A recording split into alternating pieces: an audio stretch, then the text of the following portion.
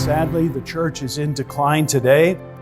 If truth does not exist, we will not be able to live and function as civilized individuals in a society. Students in the public education system at large of our nation are left with the impression God's irrelevant because he's never mentioned. We sort of have national Alzheimer's. Here we are, the freest country that the world has ever seen, with more individual freedom and opportunity to choose what you want to do with your life and where you want to go to church. We have that, and we forgot how we got here. So we're going to answer the question, why all the fuss? Despite ever-increasing efforts to undermine the authority and accuracy of God's Word, the Bible stands firm. Science and the Bible are inextricably linked. We see evidence of incredible design.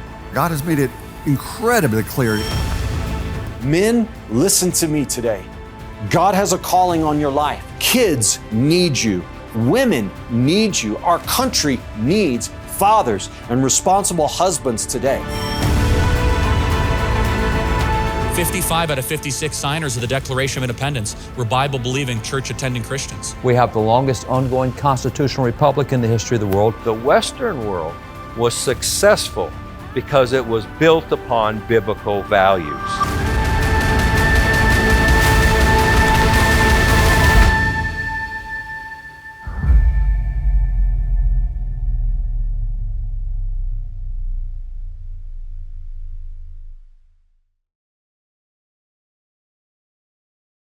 Federer.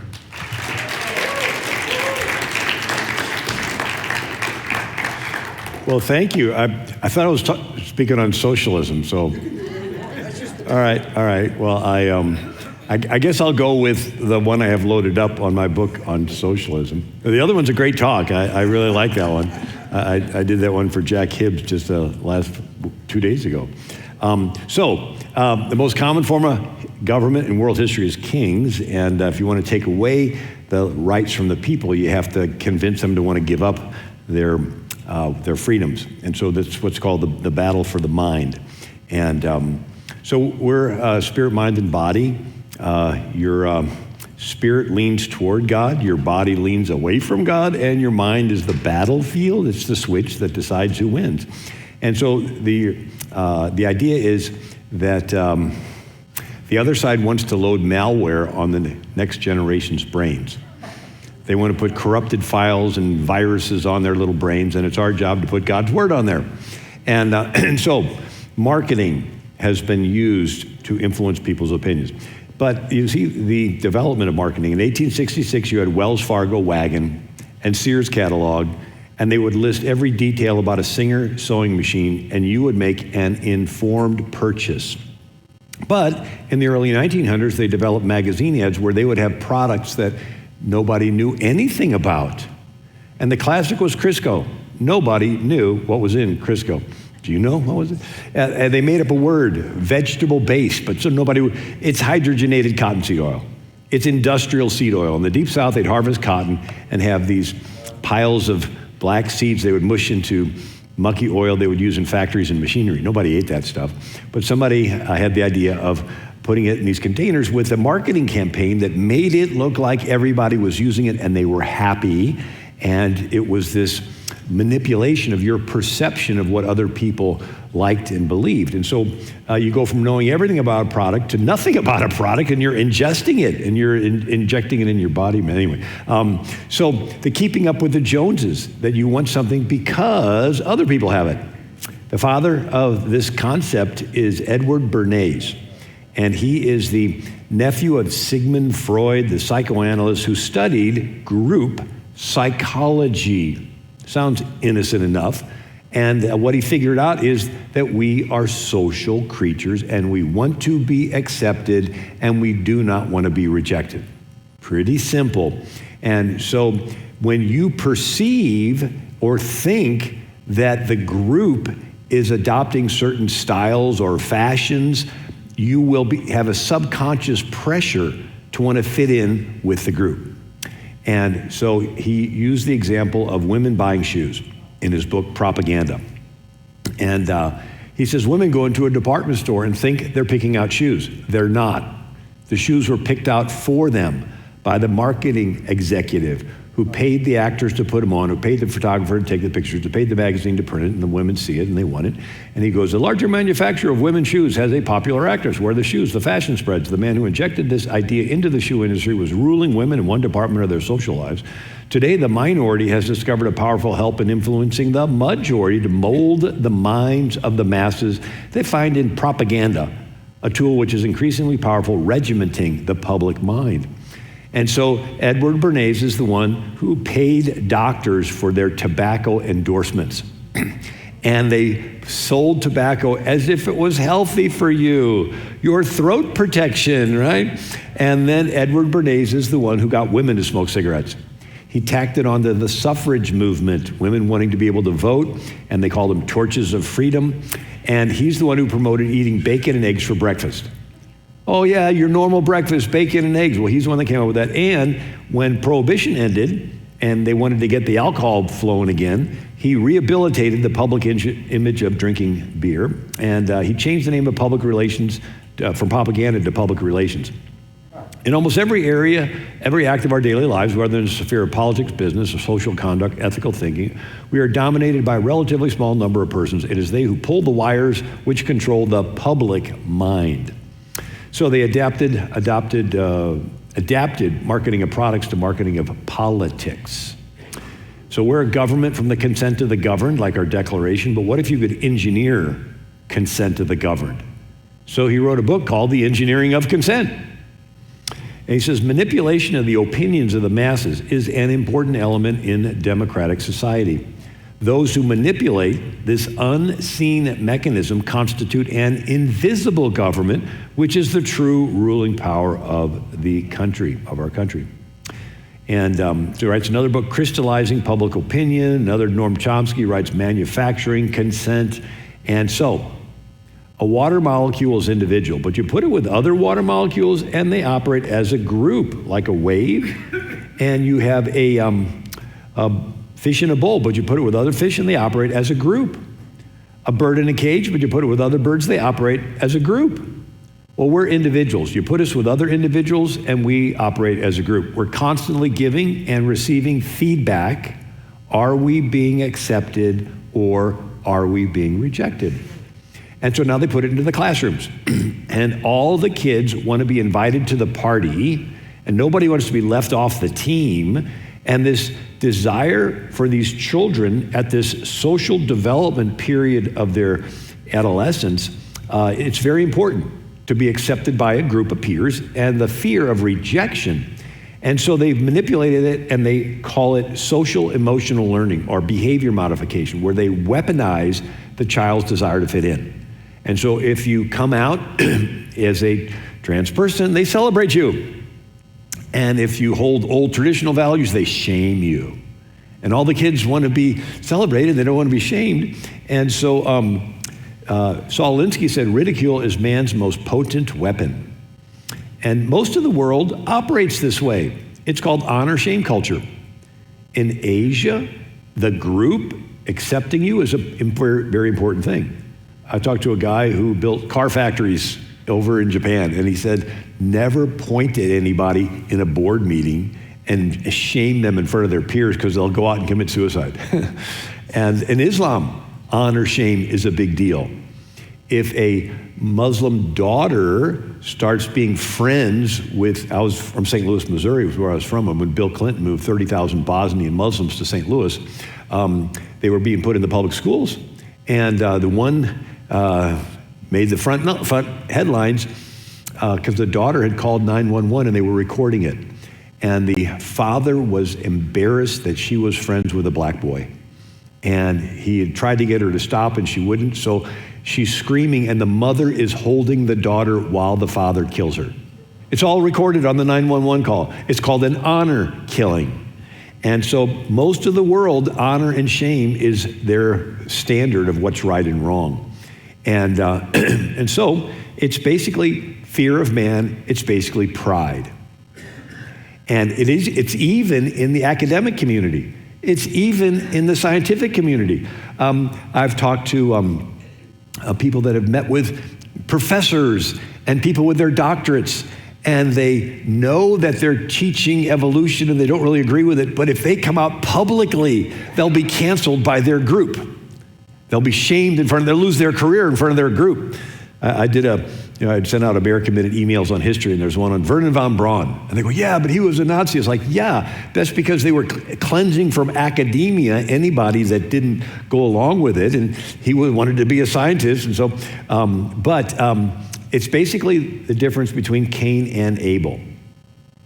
So Cain worshiped God through his works, and we know it's works because God told Adam, the ground is cursed for your sake, and you'll bring forth fruit by the sweat of your brow. Sweat is work. Cain's trying to work his way to heaven, and there's no lamb in Cain's theology. It's just works, and he's doing more works than his brother, so he's prideful of his works. And when his works are rejected in front of everybody, his group, his Ummah, which consists of his mom, dad, and brother, small group, but that was enough. He's embarrassed in front of his group. His countenance fell. He was shamed. He was embarrassed, and he decides to do the first honor killing. He kills his brother Abel that shamed him in front of his group. And Abel trusted in the Lamb. And it's this picture, God is on one side and he is just. We are on the other side and we're sinners. And the Lamb takes the judgment for the sin instead of us taking the judgment for the sin. In mathematical equations, there's constants and variables. In the equation of redemption, the constant is God is just, was, is, and forever will be just. That will never change. The variable is who takes the judgment, you or a substitute. Jesus is our substitute. The Lamb is God's way to get around his own just nature. It's his way to love you without having to judge you. So here's God, he exists for eternity, and he's made everything. And if you were God and you wanted to populate eternity, wouldn't you want to fill it full of people who wanted to be around you? Which means you'd have to give them a choice not to be around you, for the choice to be around you, to be the choice to be around you. And anyway, the idea of a group. So Cain was embarrassed in front of his group and did murder. But the power of acceptance or rejection, even if it's a stranger group. So they did an experiment called the Solomon Asch Conformity experiment on college campuses. And they would pull 8 students into a classroom. 7 had been paid ahead of time to be actors. 1 was a naive participant. And the teacher put 2 cards on the front desk. 1 card had 1 line on it. The other card had 3 lines, 1 shorter, longer, and 1 the same. And beginning with the paid actors, one by one, they would convincingly say that the shorter line was equal to the first line. And this 8th naive participant is looking at it, and they're saying, oh yeah, they're equal. And by the time it gets around to him, 30% of them would deny their own eyes to fit in with the group.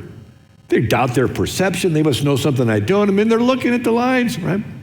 And if only one of the other 7 disagreed, it went from 30% down to 5%. But it's called the spiral of silence. People will self-censor their views if they think they're in the minority. And so if you can manipulate their perception of what the majority goes along with, they'll voluntarily silence themselves so that other people that feel the same way will silence themselves, right? Until then you can push an agenda that nobody wants. And this concept, anyway, I don't think I put the slide in here, but it was used by Joseph Goebbels, who was the minister of propaganda in Germany. And he said, okay, let's get 100,000 people together in an outdoor coliseum, and we'll have them begin to give the Hitler salute in the front, and it'll work its way back like a wave at a football game. And as it gets closer to you, you feel pressured to give it. And then somebody sees you giving it, and they feel pressured to give it. And then everybody leaves the stadium thinking, well, I guess everybody's in on this Nazi stuff because I saw them all giving the salute. It was a manipulation of your perception of what everybody else believed. And they even did a wine tasting. Chuck Colson talked about it. Everybody was in on the wine tasting experiment except one couple, and they poured vinegar in the wine. And this couple writes on the card, it tastes terrible. But one by one, the other couples would say, oh, it was robust, it had character, because they were all in on it, right? And then it gets around to this couple, they scratched out what they wrote, and they agreed with the group. They said, yeah, it tasted really good. And then when somebody said, you know, I think all they did was pour vinegar in the wine, the couple that changed their views criticized the person for saying that they poured vinegar in the wine. And it's a phenomenon called false enforcement. Once people buy into a lie, they will help enforce that other people buy into the lie. It's like a magnet with little metal filings, and they line up, but then you put some more filings on, the magnetic charge goes through them, and then they all start lining up. It's like once you convince people that they have to wear something on their face, even though they don't scientifically know why, they will pull out their phone and they'll say, you're not wearing yours on your face, and they'll become enforcers, even though they don't know why they're wearing it on their face, right? And they even did a study between Korean War prisoners and World War II prisoners. And the Korean War prisoners, or the World War II prisoners, like Hogan's Heroes, you know, they came out loving America. But the Korean War prisoners, when they got out, they hated America. It's like, what happened to these guys? Well, the World War II guys had their buddies in the barracks. They were being treated really bad, but they'd get their encouragement. Korean War prisoners would be isolated for days and weeks and months until they got to an emotional, vulnerable spot of just wanting another human interaction. And when they were at this spot, they would bring them into a room with guys who had already caved. And before they could get that emotional reinforcement, they had to deny America. Yeah, America's bad, America's terrible, you're right, America's terrible. It's like, all right, you're one of us. And so after they were rescued, they still hated America. The viewpoint got melded with their emotion. Once that happens, logic cannot change it. It's sort of like you're loyal to your alma mater. I could sit down and show you that your alma mater's football team is going to lose every game, but you'll still cheer for them because you're emotionally attached to that, right? So once they get people to emotionally attach a view, you can show them logic all day long and it won't change them. Now, at the time of America's founding, the majority were Christian. Right, 98% Protestant, 1% Catholic, 0.1% Jewish, and then after an Irish potato famine, you had 75% Protestant, 20 or some odd percent Catholic, 1% Jewish. So the majority of the country were Bible believers. And yes, you would have non-Christians adopting Christian belief because of their perception that it's a Christian country and they want to fit in, so they would adopt it. But even though they didn't have a heart change, it still had a preserving influence on our culture as a whole. But they have now co-opted the influencers. And think of Disney. And they have billions of dollars of merchandise that's being moved. And it's all based on what? Getting a child to want something. I mean, we're talking Disneyland, Disney World, I mean, millions of dollars in jobs. And it's all based on what? Getting a child to want something. So they study these kids, and lo and behold, they find out that kids want to be accepted in a group, and the kids fear being rejected. And so they've hacked human behavioral software, and they push Disney Band-Aids and Disney pajamas and frozen T-shirts and frozen lunchboxes and all these kids. Mommy, I want this frozen thing, and because why? Because they see all their classmates have it. They see it on the movies. They get this impression that everybody has it, and so they put it into the classroom, and it's called the pyramid of oppression. At the top of the pyramid are the cisgendered. Those are people who believe there is a male and a female. That's their term for somebody that believes there's a male and a female. They call them cisgendered. They're at the top of the pyramid. They are the oppressors. Everybody under them, asexual, bisexual, homosexual, pansexual, trans, they're all being oppressed by the oppressors. And after they teach this, they ask the children, which one are you? Well, nobody's going to pick the oppressor, so they pick anything else. And so here you have Montgomery County Public School. Maryland's largest school district sees a 500% increase in non-binary trans youth. Trans-identifying students increased 991% over 2 years in wealthy DC suburb.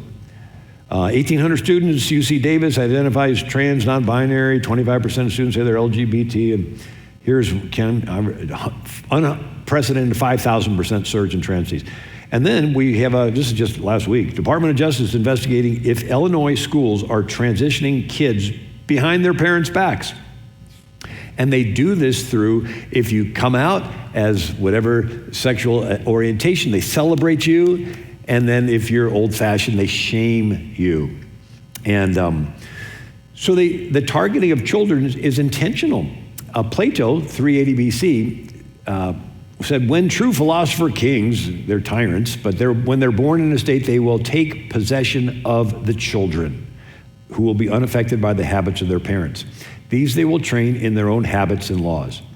And these children will be taken into the city and indoctrinated with lies, noble lies. He said, we want one single grand lie, which will be believed by everybody. And so here you see Lenin, give me 4 years to teach the children, and the seed I have sown will never be uprooted. Stalin, education is a weapon whose effect depends on who holds it in his hands and at whom it is aimed. Hitler, when an opponent declares, I will not come to your side, I calmly say, your child belongs to us already. Who are you?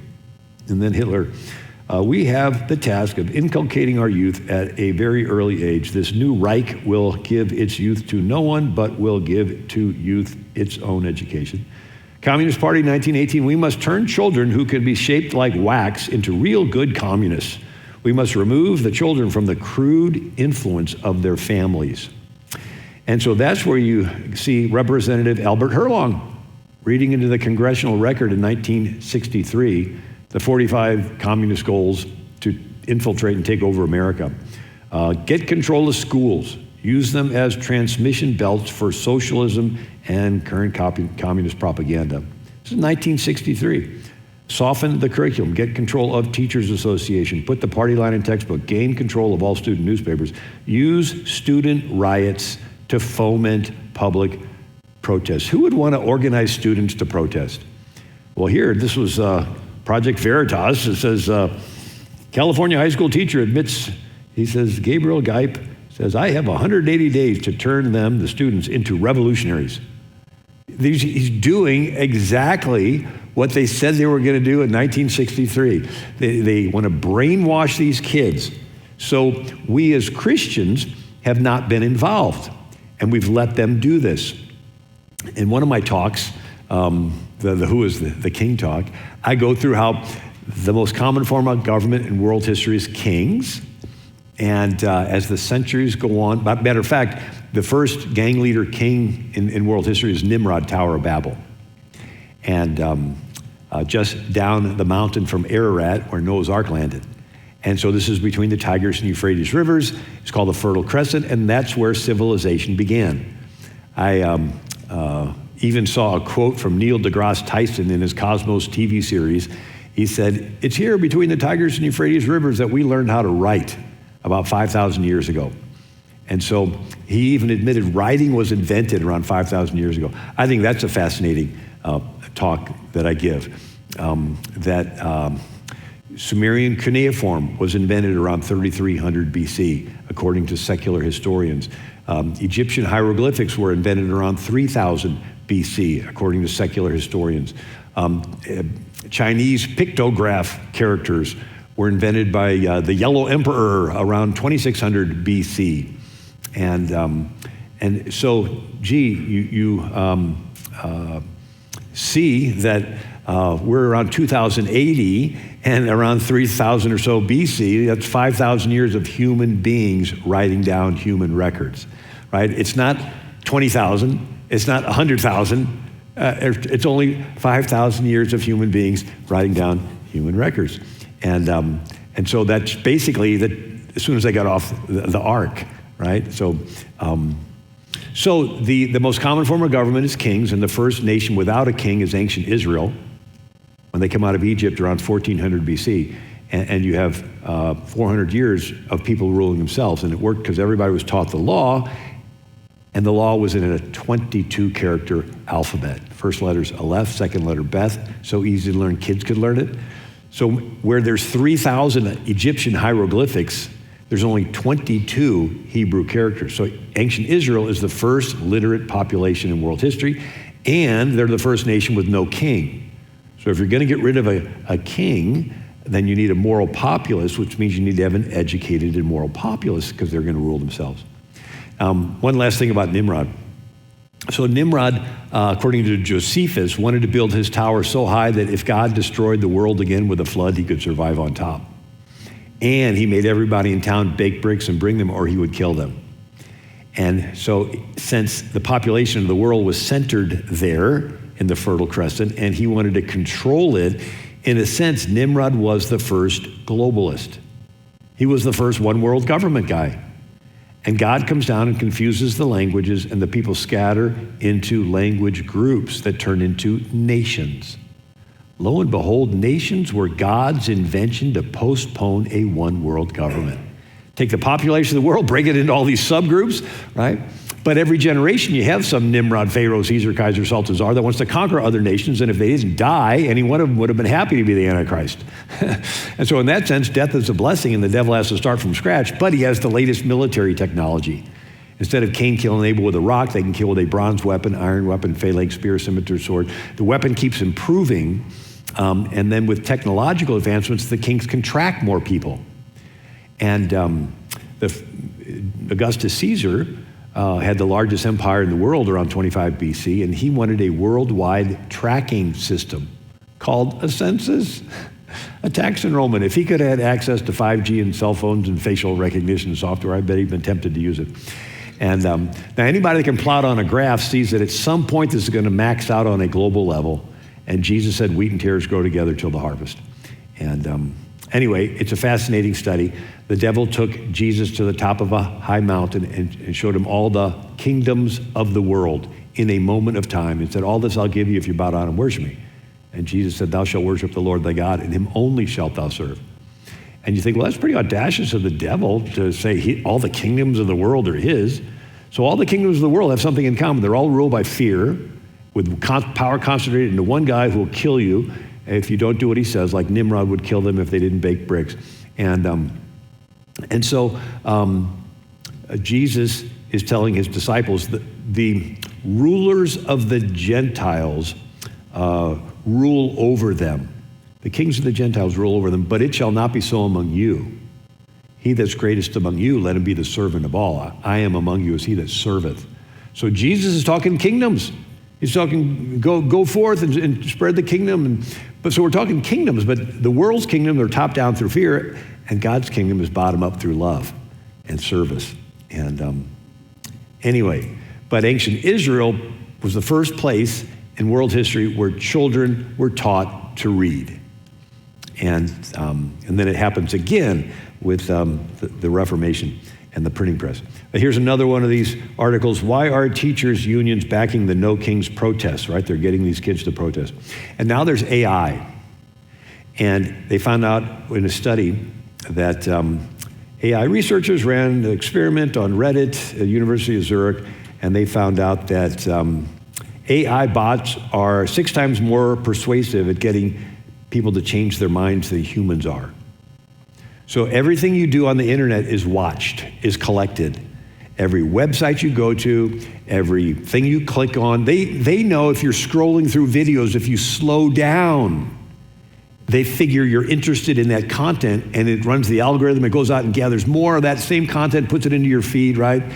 And they collect it all, and they want to know 2 things, your fears and your pleasures, your pains and what you desire.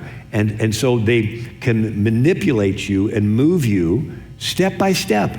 I mean, I was reading where they got this one Christian kid to commit suicide.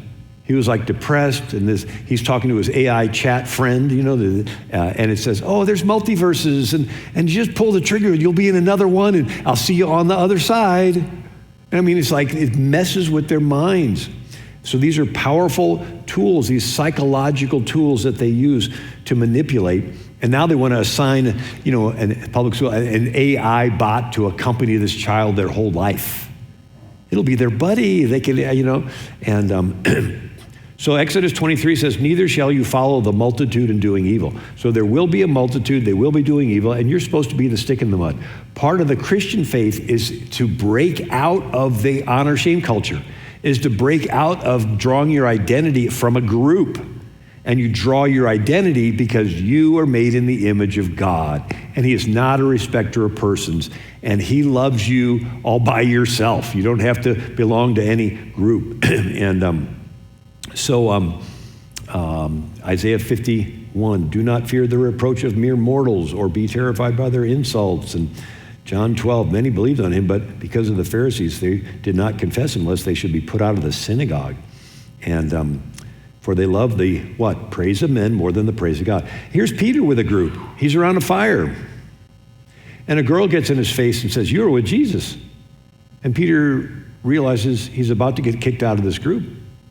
He's looking around, everybody's eyeing him. And he said, I never met the guy. He denies Christ. And it is a real fear to be kicked out of a group, a family group, a professional group, a school group. It hurts to have somebody post something bad about you online.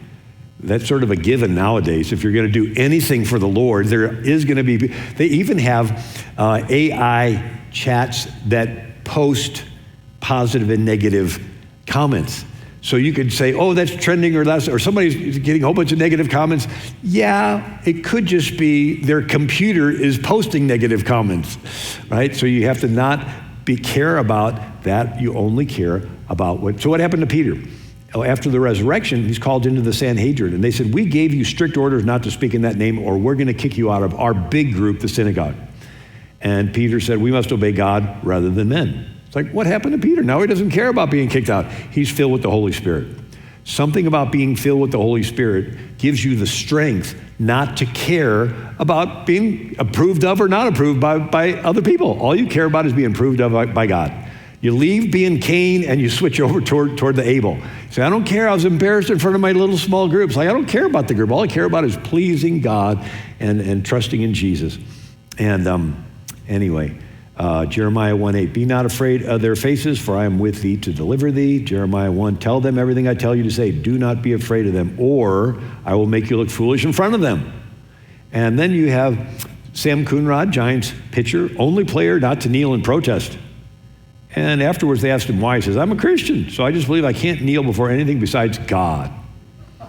He has a relationship with God, and therefore he doesn't care about acceptance or rejection by a group.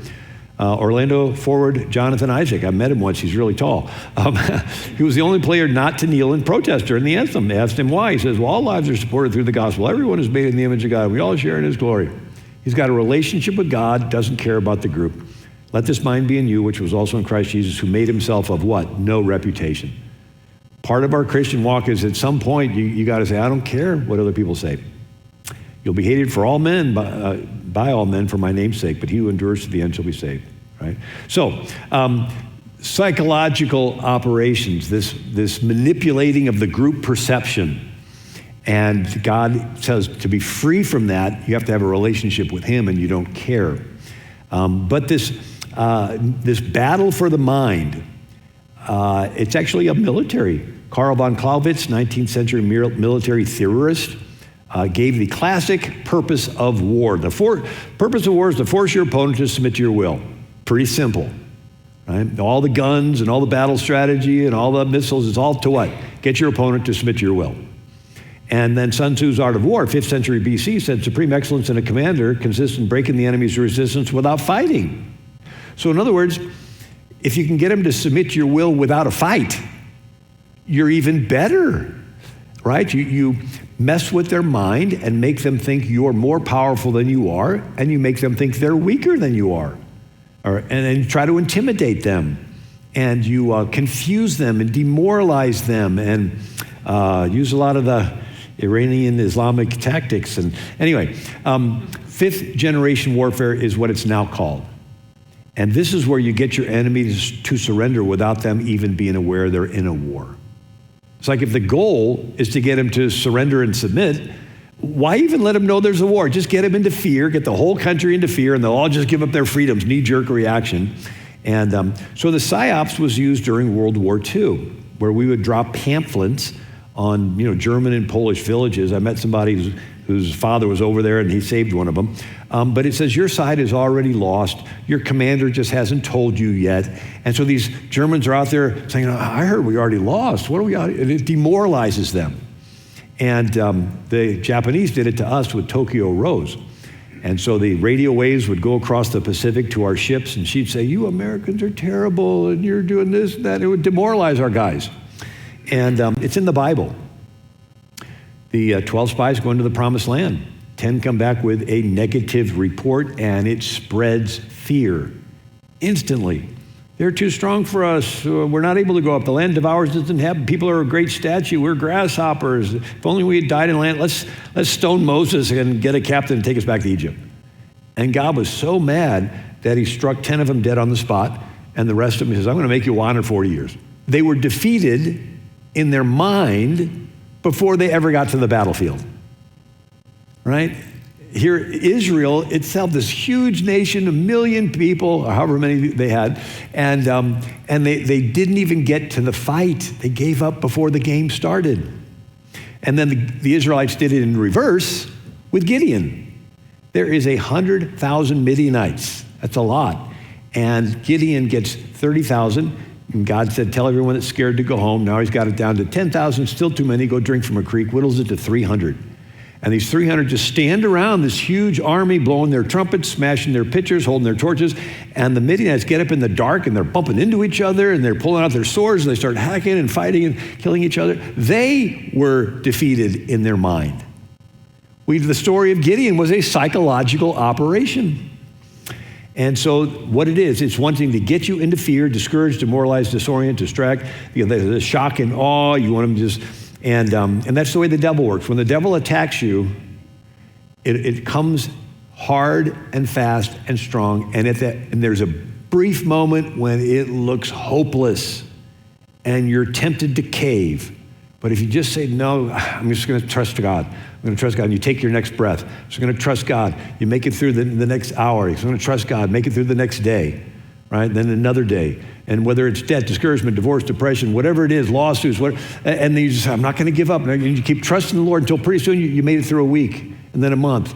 And then it's like, oh yeah, years ago I went through this problem, And you saw God's faithfulness that he delivered you. But at that moment, that fear from the devil comes, it looks like it's so hopeless, but just stand strong. Don't make decisions based on your senses. Trust the Lord.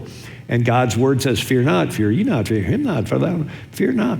And anyway, so if you can't beat them, join them. So the devil came up with the idea of infiltrating. And so in Israel, if they couldn't defeat the Israelites on the battlefield, King Balak got Balaam to try to curse Israel. Well, came out a blessing. Did it a second time, third time.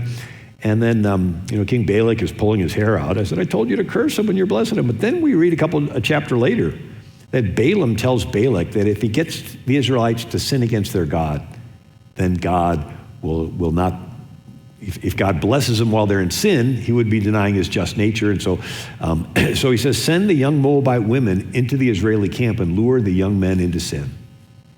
And God was so upset at Balaam that even the book of Revelation says, these people come into church and they teach this woke stuff that you can do any type of sexual sin, and says the doctrine of Balaam, which taught Balak to put a stumbling block before the children of Israel to commit sexual immorality. And so this idea of if you can't defeat them, you want to do infiltration, and so it's called fifth column warfare. And so in ancient Greece, Alexander the Great's time, you would have 2 columns and 2 flanks. Well, what's the 5th column? It's your people inside of the enemy camp sowing confusion, sowing division. And so you had Alexander the Great's dad is Philip of Macedon, and he's conquering cities like Thebes and Amphipolis, and he's headed toward Athens. And Athens is a democracy, so there's 6,000 citizens, and they're getting ready to defend themselves.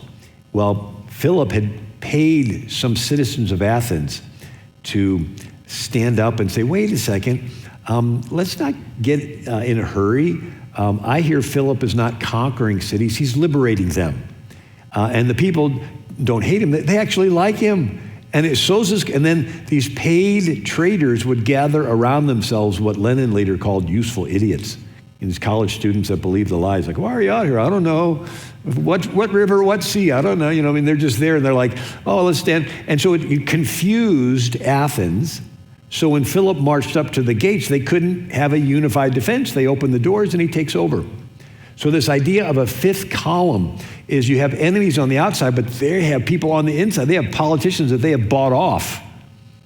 And then they'll stand up in Congress and stand up in the meeting, and they'll say these lies. And so Cicero said, a nation can survive its fools, even ambitious, but it cannot survive treason from within. An enemy at the gates is less formidable, for he's known, and he carries his banners openly against the city. But the traitor moves amongst those within the gates freely, his sly whispers heard in the very halls of government. He works secretly to undermine the pillars of a city. He infects the body politic so that it can no longer resist. A murderer is less to be feared. And so when World War II happened, we see this fifth column being a big issue. Franklin Roosevelt said, we've seen the treacherous use of the fifth column by which persons supposed to be peaceful visitors were actually part of an enemy unit of occupation. So a lot of back then it was Germans, today probably could be Chinese, who knows. Our enemies have spread falsehood and terror. They have started fifth columns everywhere, duped the innocent, foment suspicion and hate between neighbors. I'll get to that in a minute. And then he says, today's threat to our national security is the Trojan horse, the fifth column, that betrays a nation unprepared for treachery. Spies, saboteurs, traitors are actors in this new strategy. And so Winston Churchill, in the British Commonwealth and in the United States, communist parties or fifth columns constitute a growing challenge and peril to Christian civilization. So Eisenhower talked about this. He says a group comes in that's communist and they want to use the freedom of speech and press and assembly to spread communism where they don't want to allow freedom of press, speech, and assembly. So Eisenhower said, no group can use the Bill of Rights as a privileged sanctuary from which to wage war to destroy the Bill of Rights. So in other words, you can't come in and say, we want to take advantage of freedom of religion so we can do Sharia, and we want to get in control where we're going to not allow freedom of religion, right? And so Antonio Gramsci was an Italian socialist, and he says, you're not going to defeat America on the battlefield. You have to rot it from within. And it's going to take a long time, the long march through the institutions. And so he said this, believe it or not, socialism is precisely the religion which must overwhelm Christianity. And James Wardner wrote on Gramsci, in the new order, socialism will triumph by first capturing the culture via infiltration of schools, universities, churches with the woke stuff, and the media, transforming the consciousness of society. So back to the Albert Herlong. And are you still with me? Yeah. Is this interesting? So the most common form of government in world history is kings. And republics and democracies are attempts to take the power of a king and give it to the people. Pure democracy is small because every citizen has to be at every meeting every day to talk about every issue. And it's subject to the city being swept up in passions and emotions. A republic is where you take care of your family and your farm, and you have someone in your place that goes to the market every day. They're your representative. And since it's one step removed, it's not subject to the passions as much. And so the easy way to remember, REP are the first letters of the word republic, and REP are the first letters of representative. So a Republican form of government is a representative form of government, whereas the democracy, you physically have to be there. Anyway, so democracies and republics are attempts to take the power of the king, give it to the people, but what if the king wants the power back? Does he just ask for it? Hi, give me control of your life. I want to be king. It's like people aren't in a hurry to give it up. So you have to do tactics. And it's two of them, fear and free stuff. If you can get the country into fear, they'll panic and trade freedom for security. And the others, you build up a dependency. And it's like a drug dealer takes over a neighborhood two ways.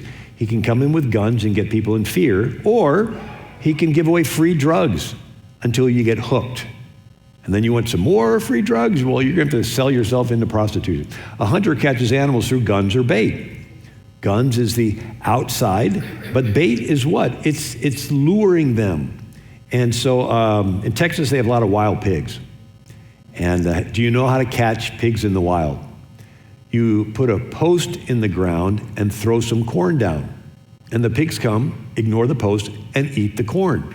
The next day, there's two posts in the ground. and they'll ignore the post, they'll eat the corn. Next day, 3 posts. You start putting them in a semicircle, right? And then you start fencing it in, and the pigs come and just ignore all that and keep eating the corn until finally there's just a little space, and the pigs squeeze through, and you shut the gate, and you caught yourself some wild pigs. You trap them through dependency.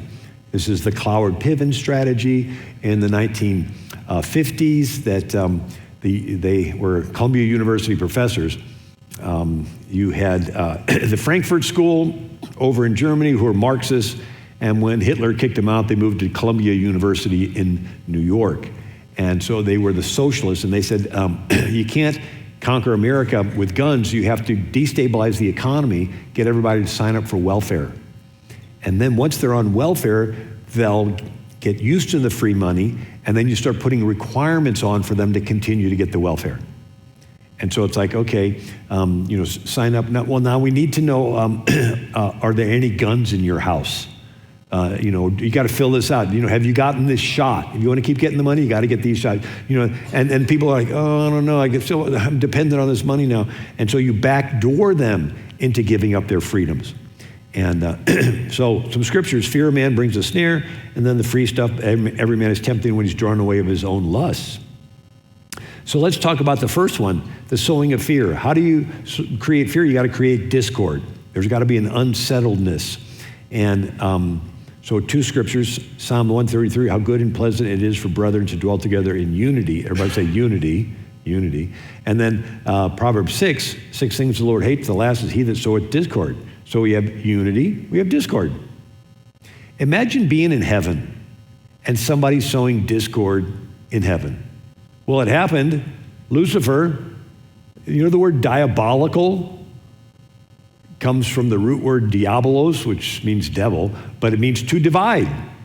Here's Lucifer dividing heaven, right? And he gets 1/3 of the angels to follow him. And then he's cast out, and what does he do? He goes into the garden and he sows discord. Gets Adam to blame Eve, and then he sows discord and gets Cain to kill Abel. And one story that's overlooked is Gideon defeats the Midianites, and then he has a number of sons, and then he has an illegitimate son named Abimelech.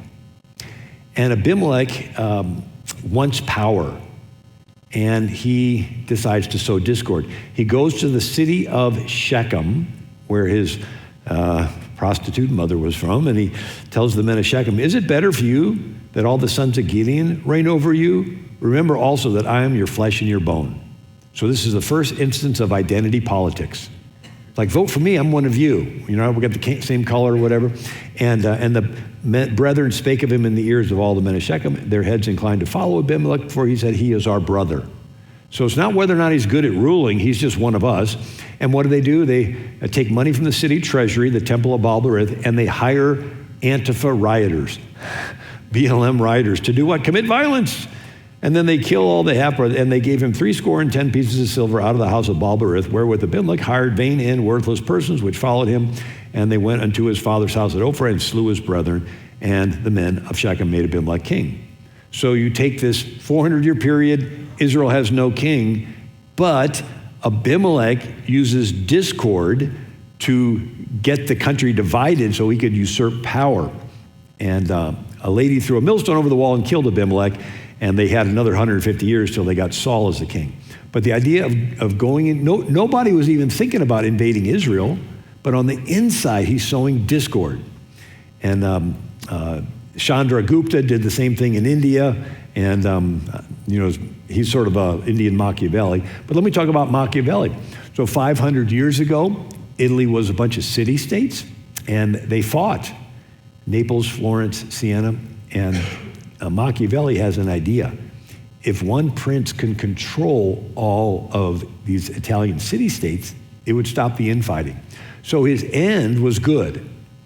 And so he comes up with the idea, the end justifies the means. Since the end is one prince controlling all of Italy, it'll stop all the infighting, and there'll be peace. That's a good end. Any means necessary to get there is justified. Lie, cheat, steal. So if a prince wants to conquer a city in his quest to unify Italy, and the city doesn't want to be conquered, they would hate him. But if the prince pays criminals to kill cows, burn barns, smash windows, the people will panic, cry out for help. The prince will come in, get rid of the very criminals he bribed to create the crises, Nobody will know the better for it, and they'll all praise the prince as a hero. And so it's good marketing. You create the need and fill it. You go around the back of the house and set it on fire, and then you go around the front of the house and sell them a fire extinguisher. And they'll pay anything for it and even thank you for being there. So it's called Machiavellianism, where you create or capitalize on crises to consolidate control. And Rahm Emanuel said, you don't ever want a crisis to go to waste. It's an opportunity to do important things you would otherwise avoid. Fox News, Ben dominates. Rahm Emanuel's famous dictum, never let a crisis go to waste. Normal times don't produce the outcomes that the authoritarian left wants because people are not scared enough to give them the limitless power they crave. Crises are necessary, and so if there aren't any on offer, they manufacture them.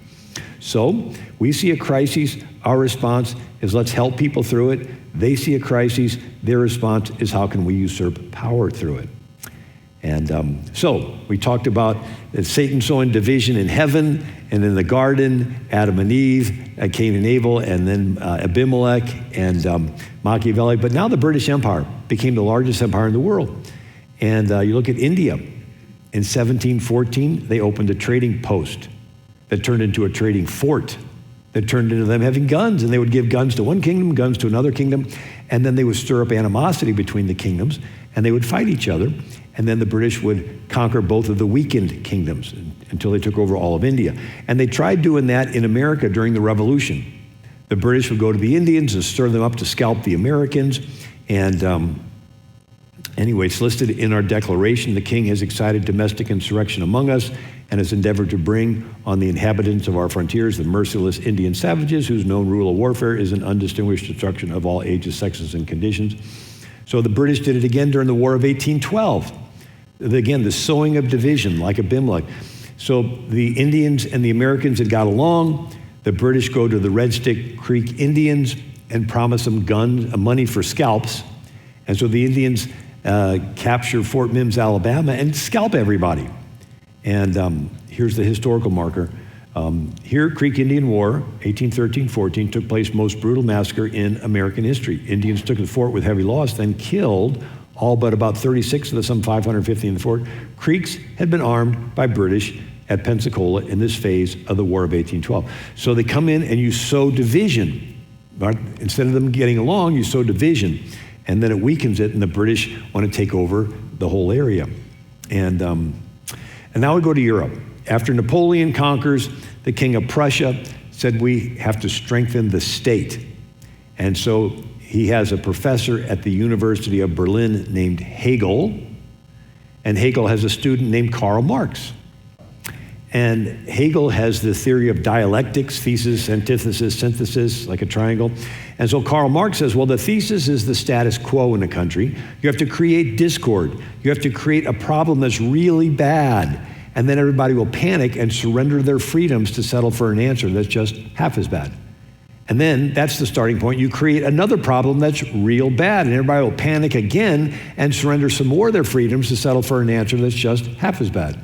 And then you create another crisis that's really bad, and everybody panics in fear and surrenders some more of their freedom to settle for an answer that's just half as bad. And after every crisis, they're giving up power to the state. And so Karl Marx, how do you create a problem that's real bad? You send in agitators, agent provocateurs, community organizers, labor organizers, and their job is to sow division. And so you would organize the proletariat against the bourgeois, the working class against the business owners. You'd organize the poor against the rich, blacks against the whites, Catholics against the Protestants, Muslims against the Christians, Hutus against the Tutsis in the Congo. And Jesus talked about it. If a kingdom be divided against itself, the kingdom cannot stand. Castro, the revolution needs the enemy. The revolutionary needs his antithesis, which is the counter-revolutionary. And if enemies were lacking, they had to be fabricated. So you can't get people to give up their freedoms unless there's a crisis. So you have to create a boogeyman. You have to create an enemy and say, I'm going to save you from this enemy. I just need you to give up all your freedoms. Like, okay, I'm really scared now. So here, take my freedoms and save me from this manufactured enemy. And so you see, the BLM founder, we are trained Marxists, and Lincoln, a house divided against itself. Think of it as an autoimmune disease. What's an autoimmune disease? It's where your own immune system starts attacking your own organs and joints. You have inflammation, you got fire, you got a war going on inside of your own body. It's your body fighting your body. And so think of the body politic. And this Marxist strategy is to come in and sow division inside of the body. You want to get the country to break into groups and then pit them against each other. You have a feminist movement to get the women against the men. You got the 60s rebellion movement to get the children against the parents. You have the sexual movement where you get all the different, sexes, and you get them against each other. You get the labor and the union. Everything is division. And so how do you destroy a marriage? Sow division. How do you destroy a family? Sow division. How do you destroy a church? Sow division. How do you destroy a country? Sow division. All the way back to the devil. And so you get people to identify with subgroups and you pit them against each other. And so I think this is a battle for the mind. We're talking about the greatest nation in the history of the world, where we the people rule ourselves without a king. And there are those with a globalist agenda, and they want us to give up our freedoms. If they can't defeat us on the battlefield, they have to do it inside, and they have to mess with our minds, and they take marketing of products to marketing of ideologies. And we saw a lot of this during the Cold War, where countries in Europe wanted to be free, and the Soviets didn't like that, so they would send agents in to do critical theory, which is observing all the groups in the country, economic groups, racial groups, ethnic groups, and they would classify them as victims and oppressors, haves and have-nots, and then they would find the influencers of the groups and seed them with divisive messaging. And so in the 1950s, the influencers in America was Hollywood. So they would invite the Hollywood producers to their parties, and they call them influence campaigns. They would find out who's friends with who's friends with who's friends with the movie producer. And they would work their way in until they could get there, and then they would see them, and they would put it into their movies, this divisive messaging. Vietnam War is bad, capitalists are bad, and they would go out to all their followers and they get all these young kids to write it, and their goal is the radical left and radical right. They can fight each other and destabilize the country, and then they co-opt the media to blame the leader of the country, and his popularity falls, and they would do a coup and replace the leader with a Soviet puppet. So country after country fell. It's called Behind the Iron Curtain. And anyway, we've seen this more recently with Charlie Kirk was a friend of mine. I knew him for 10 years. And when he died, the movement he started was what? Put Jesus first, get married, have kids, and save the country. But I'm convinced they did it one of these influence campaigns to find out people that he had platformed and seed them with divisive messaging. And this chasing conspiracy media and attacking Israel. And who would have thought you could get half of the conservatives to side with the Ayatollah to get rid of the little Satan Israel and the big Satan America? Who would have thought that you could do that? And but when you study, and then all the energy, instead of it being Charlie Kirk's midterms, because he thought politically, he knew every race in the country, he was so smart. Instead, all that energy has been channeled into this gutter of division. And so in the Cold War in China, they had the two parties, they call them color revolutions, the Reds and the Blacks. And the Black Party was the smart people, the people that had businesses, they were educated, and they were shamed in the media. And then the Red were the working class. And so they divided the country. When the colonizing power took over the Congo, everybody saw themselves as one. Well, the Belgian colonizers measured the certain groups and their features, and they would say, you're a Hutu, and then you're a Tutsi. And they would make them go down to the government offices and register as a Hutu and a Tutsi, and then they would stir them up against each other and fight each other and weaken the country. Then the colonizing power could conquer the whole country, right? So you want to sow this division. And anyway, so the Soviets are doing this, and we're doing nothing, Eisenhower. And so, Harry S. Truman. So Eisenhower becomes the president, and Eisenhower has Iran siding with Russia. The leader's Mossadegh. And Iran nationalizes their oil industry. And you think, well, what's the big deal? Well, Iran started an oil company with Britain called the Anglo-Iranian Oil Company in 1908. You know it better as BP. And so when Iran takes control of all of BP's oil, England has an oil storage, so they appeal. And Eisenhower does Operation Ajax, where he sends in Kermit Roosevelt Jr., the grandson of Teddy Roosevelt, and he does the KGB thing in reverse. He identifies the groups and stirs them up to fight each other, and then blames Mossadegh, and when his popularity falls, they put him under house arrest and replace him with the Shah. who loved America until Jimmy Carter abandoned him. And so these tactics are used over and over again. Here's FDR: whoever seeks to set one nationality against another seeks to degrade all nationalities. Whoever seeks to set one race against another seeks to enslave all races. Remember the Nazi technique: pit race against race, religion against religion, prejudice against prejudice, divide and conquer. I even saw a quote from Charles Barkley: man, I think most white people and black people are great people. I really believe that in my heart. But I think our system is set up where our politicians, right, whether the Democrats or Republicans, are designed to make us not like each other so they can keep their grasp of money and power. They divide and conquer. So even he's noticing this type of thing. So you got Saul Alinsky, and some of his disciples are Clinton and Obama, and he says the first step in community organization is community disorganization. Disruption of the present organization is the first step. Organizers' first job is to create the issues or the problems. Organizers must rub raw the resentments of the people. Organizers must stir up dissatisfaction, fan the latent hostilities of many of the people to the point of overt expression. The organizer polarizes the issue, help lead his forces into conflict. He must search out controversy, for unless there is controversy, the people are not concerned enough to act. And in his rules for radicals, he gives an acknowledgement to Lucifer.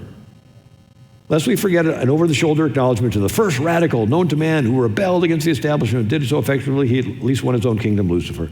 We started off with Lucifer sowing division in heaven, sowing division in the garden, discord, Adam blaming Eve, Cain killing Abel, Abimelech sowing division, Machiavelli sowing division, right?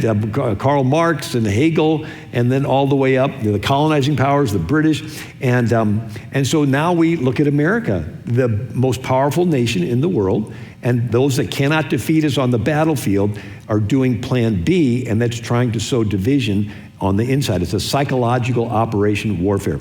Now, it's a little trivia. Rolling Stone magazine interviewed Saul Alinsky shortly before his death, and he said, if there is an afterlife and I have anything to say about it, I will unreservedly choose to go to hell. Hell would be heaven for me. Once I get into hell, I'll start organizing the have-nots over there. They're my kind of people.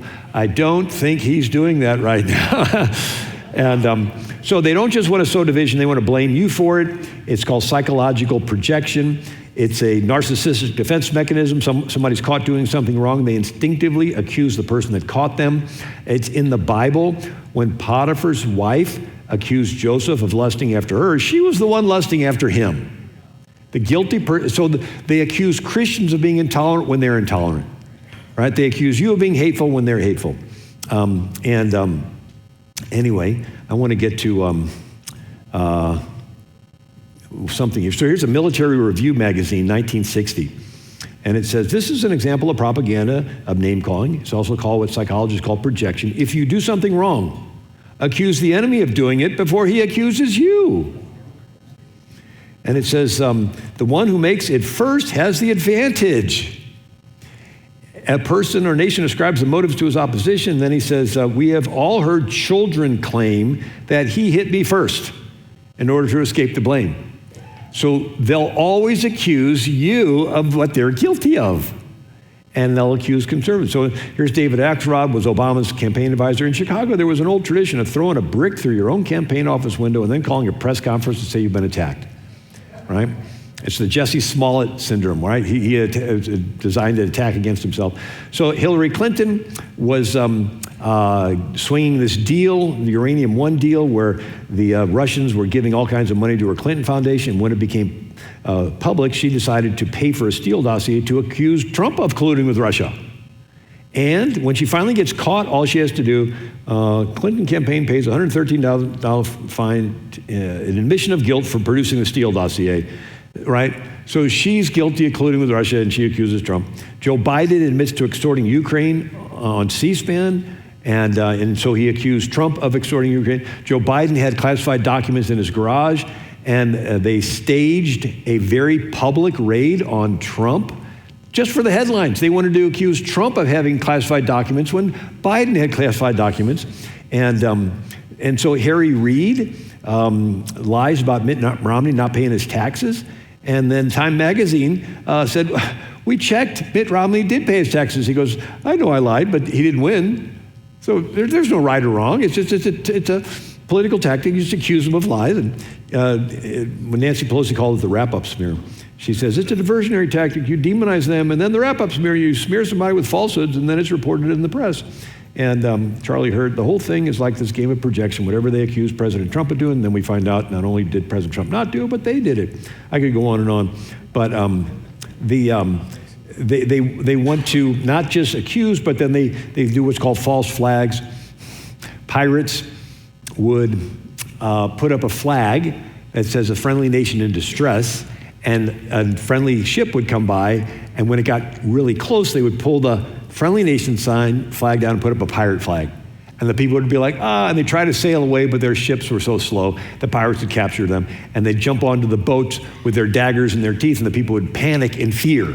They said, take my money, just don't kill me, right? And so it came into our vernacular as a false flag attack. And so this is the idea. You got a king of Sweden, wanted his parliament to approve money for Russia, and they wouldn't. So he has the royal tailor of the Royal Swedish Opera sew Russian uniforms, has Swedish soldiers put on the Russian uniforms, and they stage an attack at a Swedish outpost, and it sweeps the country that the Russians had attacked, and Parliament quickly approves the funding, right? And it's called, and the same thing happened with the Nazis wanted to invade Poland, but the world public opinion wouldn't approve it. So they had Nazi soldiers dress up as Polish soldiers and invade a German outpost at Gleiwitz, and they're doing radio play-by-play. Polish are coming in, Polish are shooting, and it spreads across the country. And so Hitler used that as an excuse to invade. Soviets did it again with they bombed their own Soviet city and tried to blame it on Finland so they could invade Finland. The Japanese blew up the Japanese blew up a railroad in China and blamed the Chinese for doing it. They used that as an excuse to invade and kill 100,000 in Nanking, China. The Turks did a similar thing. I'm going to skip past all the stuff and have a long presentation. But it's all good. It's in my book called Socialism. And let's see if I can get to something positive. I'm going to try to end with something positive. Freshman chemistry class, the teacher has a beaker with a solution and pours in a catalyst that causes a reaction. And some stuff precipitates, settles to the bottom of the beaker, and other stuff gets effervescent and bubbly and floats to the top. And so the time period we are living in is our solution in the beaker. And the crises of our time period is the catalyst that is poured in. And some people's response to the crises is to run away and hide and precipitate and drop out and even take the mark of the beast. And other people's response is to get more effervescent and bubbly. And so when the early church was persecuted, they prayed for boldness. So it's going to be the same crises.